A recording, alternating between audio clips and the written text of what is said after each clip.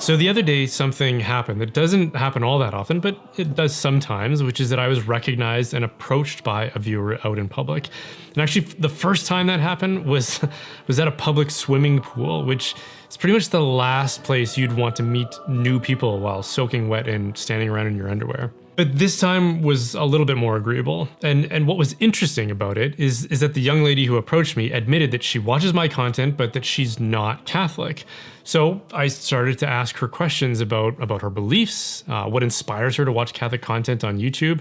And it became clear that she's interested and feeling somewhat called by God in certain ways, but also reluctant for various reasons and unsure if it makes sense rationally. She also said that she's read books like Trent Horn's Answering Atheism, and she found it compelling, but she also comes across atheist arguments that she also finds convincing. So she often just, feels stuck.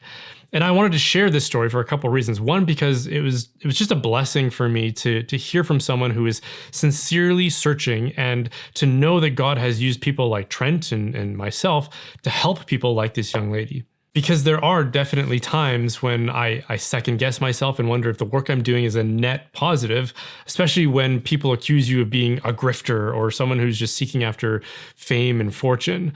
But then you hear from people who claim, often to my own astonishment at least, that something I published helped them make sense of their lives and their faith if they have one. And it honestly surprises me every time I hear from people like that. So just to know that I'm not exclusively preaching to the choir is an incredible blessing, and one of the main reasons I started doing this work. The other reason I wanted to share that story is because I don't think her situation is that unique. And the more I thought about our discussion, the more I was convinced that more people could benefit from some of the highlights of that conversation. So one of the things I said to her is that we have to be more honest about what motivates our conversion or our lack of conversion, because a lot of us, myself included, want to be able to say about any big decision that it was based on reason. We examined the evidence, we weighed the possibilities, and chose the option that had the strongest evidence in its favor. Because we all know that's what we should do, so we're quick to make that the narrative of our life's big decisions, especially when we tell other people about them. But if we're more honest, a lot of the time there isn't a clear winner, at least from where we stand. Because the challenge with a question like God's existence, and then the subsequent claims of Christianity and its counterclaims, is that there are really intelligent arguments for and against. And if we can be really honest, for people of slightly above average intelligence, like myself and the young lady, if she's not even smarter than that, there are arguments on both sides that exceed our own ability to grasp by reason alone. Like, we have a certain threshold for the degree of logical complexity we can manage in an argument, but there are philosophers on both sides of almost any issue who can develop arguments that far exceed our ability to understand. So we're never actually evaluating the best arguments for or against, we're evaluating the arguments that we can understand, which says more about us than it does about the thing being evaluated, in this case Christianity. And depending on where your threshold is, one side may appear stronger than the other, but almost arbitrarily so, because again, it might say more about the intellectual tier that you're operating in than it does about the truth of the matter being evaluated. And so if you're thorough enough, it's not that hard to conceive of a scenario in which both cases appear to be equal in merit, and you find yourself at an intellectual impasse. And this is where I think some humility is of real benefit, because the first thing an honest and humble person would be able to admit is that their reason can't resolve the question with any certainty, like beyond a reasonable doubt. The second is that our motives are usually a combination of things and hardly ever just based on reason alone. Yes, sometimes based on reason, but just as often we're making decisions based on our circumstances, based on our fears or our desires, based on our inclinations, and quite often based on our vices. Because a lot of the time we're pretty attached to our vices, and we know that abandoning them will require some sacrifice and discomfort, which a lot of us would rather not do. But if you find yourself in a situation in which your reason can't definitively resolve the question, which is a lot more often than we're usually willing to admit to ourselves, then what do you do to find a resolution? This is where we should look at the other kinds of motivations that compel us into certain kinds of choices. For example, if all other things are equal, what would you rather have, a life of meaning or a life of meaninglessness? Now, I know some atheists will say that their lives do have meaning, but it's a meaning they gave themselves. It's like a poor person claiming to be rich because they just started identifying as rich. You can't give yourself something you don't have. You can't give yourself meaning if that meaning doesn't come from without. That's sort of the defining feature of meaning. It's communicated from an external source. I don't have to ask what my own meaning is when I communicate something because I inherently know what it is that I mean. Other people have to ask for clarification if they're unsure about my meaning. Your life's meaning can only come from an external source, and one who has a comprehensive perspective on what your life is and what its final purpose is, and that can only come from a higher intelligence than you or I. But if there is no higher intelligence, then there is no meaning to our lives. And that's a soul-crushing proposition. That's the kind of thing that will rob you of all the motives you need to get out of bed in the morning. And at the very least, it's extremely depressing. So if you can't decide by reason if God exists and if he has like a rescue plan to save you from the tragedy of human existence, then why not incline yourself to the much more hopeful option? So how about social implications? Like, who doesn't want community and friendships based on something more than the transactional mentality that all of my friendships prior to joining the church seemed to be based on? Like, I had lots of friends growing up, but there was a constant fear that at any point my friends could betray me for some advantage that they perceived in doing so, and not for no reason. That did happen to me a few times with my school friends. As a Christian and a member of the church, the friendships I've inherited are predicated on our mutual love of God and the affiliation in the church, which is a much more reliable bond than transactional advantage. And honestly, I have a lot of friends now, more than I can keep up with. And it's not because I'm like a minor YouTube celebrity. I had more friends than I could manage before that happened.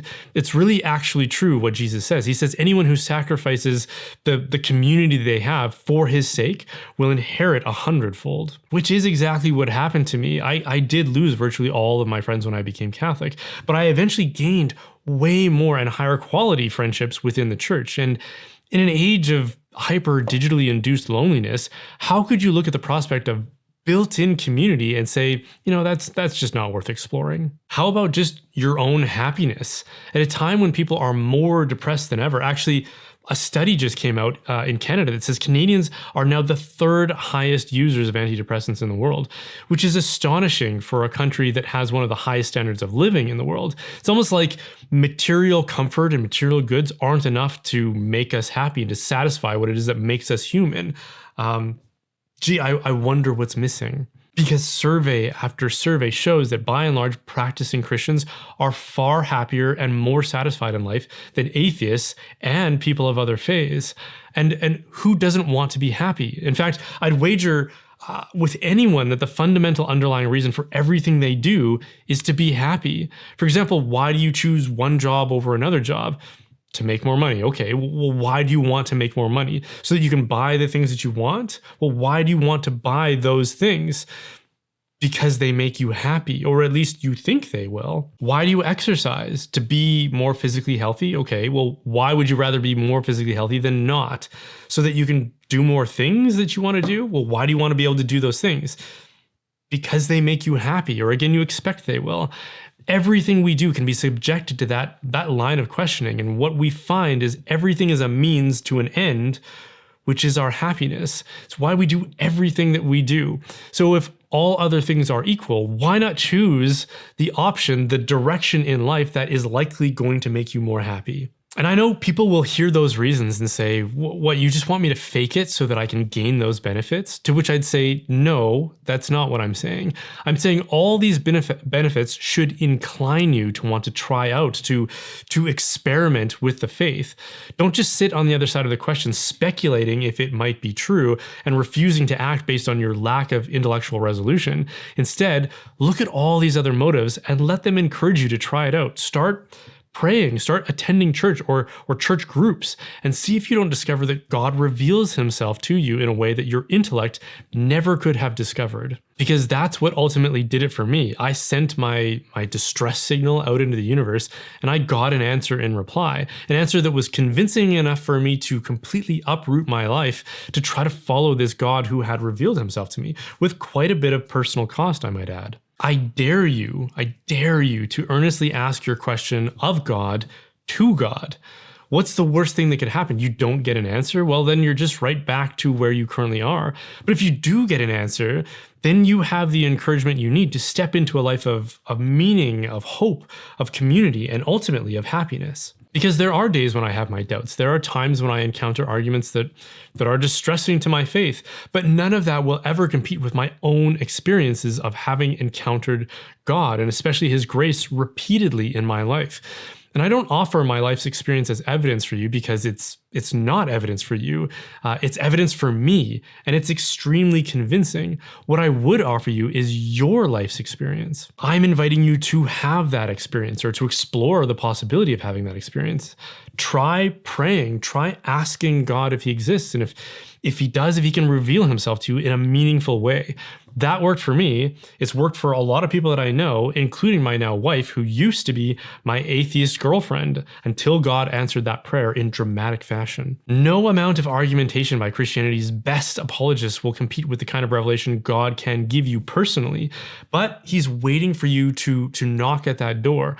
I believe that He loves you enough to help you find Him if you honestly, and I would say humbly, seek Him, with the understanding that His presence is a gift and a treasure that none of us is owed. So come to Him with docility and an appreciation that if He exists, His love is the greatest gift that you could possess. And then lastly, what about your ultimate end? Virtually every culture prior to the modern age, the modern secular age that we live in, has been sure that there is an afterlife. But Christianity is unique in the claim that it offers salvation and eternal life. Yes, like Islam claims that too, but Christianity was the first to make that claim, like 500 years prior to Islam, who arguably plagiarized it with less originality and less of a comprehensive explanation for how that actually works. So if your prospects are eternity in paradise, eternity in desolation, or an eternity of non-existence, why not do everything you can to see if there is a hope of an eternity in paradise? That's what Pascal's wager urges. He says that if you can't decide, why not bank on the option that has the most promise and the most reward, because you lose nothing and you gain everything? And atheists always retort, well, that doesn't prove any particular religion. Which religion do I then bet on? But again, this just shows an ignorance of what's actually on offer in the various religious persuasions. Christianity was the only one in its day that offered a plan of salvation. Subsequent plagiarists have claimed the same thing, but Christianity is the OG promise of eternal life. And it isn't hard to argue it's also by far the most credible. So why not try it out? Why not experiment, given all the benefits on offer? Even if you lean more atheist on the intellectual side, I'd say there's by far enough benefits worth exploring to question if your intellect is failing you here. After all, who hasn't made bad decisions derived from the best educated guesses that they could make? And given the potential consequences, I'd say you can risk not placing all your trust in your own fallible reason. So, no matter how bleak the decline of society could get, the one thing I'm always encouraged by is faith-filled families reproducing a generation who can turn the boat around. But that can't happen if Catholics aren't getting married and having those babies, which is easier said than done in today's world. I'm constantly hearing reports from young people who are saying how hard it is to find good matches with other faithful Catholics. And while there's no silver bullet solution to those challenges, I've had the chance to get to know the people at Catholic Match, and I can honestly recommend them as a company who is intentionally doing everything they can to create tools to help people move towards sacramental marriages. I personally know of couples who met that way and have been happily married for years since. So please don't give up on holding out for a Catholic Match. It's worth a try if you haven't already, and if you have, I would say give it another try and see if God's providence will conspire to your benefit. Just download their app or head over to catholicmatch.com.